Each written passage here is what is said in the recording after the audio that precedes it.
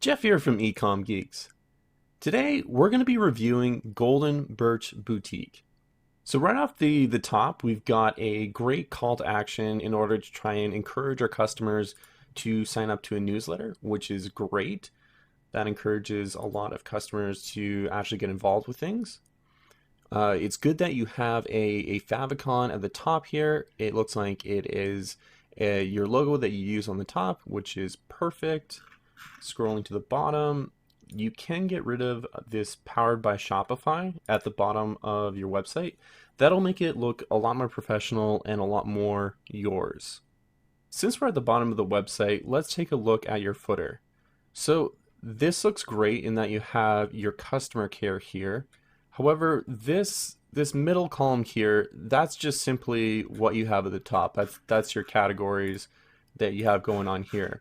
I recommend that you could probably just get rid of that middle column completely. There's not a lot of reason for it to be there.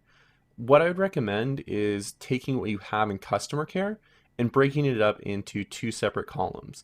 That helps make it a little bit more organized for the customer. Suggestions on how you can break that up. You might want to break it up into your different policies and then have it, about me, contact us. There's a couple different ways that you could split these up into two different types of links. It's totally in your hands how you want to do that. It's great that you have Facebook, Pinterest, and Instagram. I tested all these links and they seemed live and active, which is great. Make sure that obviously your emails that you receive from customers are actually coming into your proper email address. Now let's look at a couple other things. First off, in your header banner here, it's great, but the image quality is not high enough. If you look at Shopify's help page for your particular theme, it'll give you the recommended image size, image resolution, I should say, for your particular theme. So it's a little bit pixelated here. I was also noticing, if we go over this product too, we have a similar issue here. You start to see some pixelation around the eyes and the hair. If we go to the image directly, you can see that this is the maximum size, and even just in its maximum size, there's already pixelation in there. So you want to make it very very clear. Like these images aren't wrong. It's just that they could be better. The next thing I want to look at is the search engine optimization, the SEO for your site. So by default, Shopify takes whatever product description you have and puts that into the SEO for people searching for your products on Google. So for example, with this particular product, if we look at the SEO, if I was a customer looking at your store on Google, this is what I would see.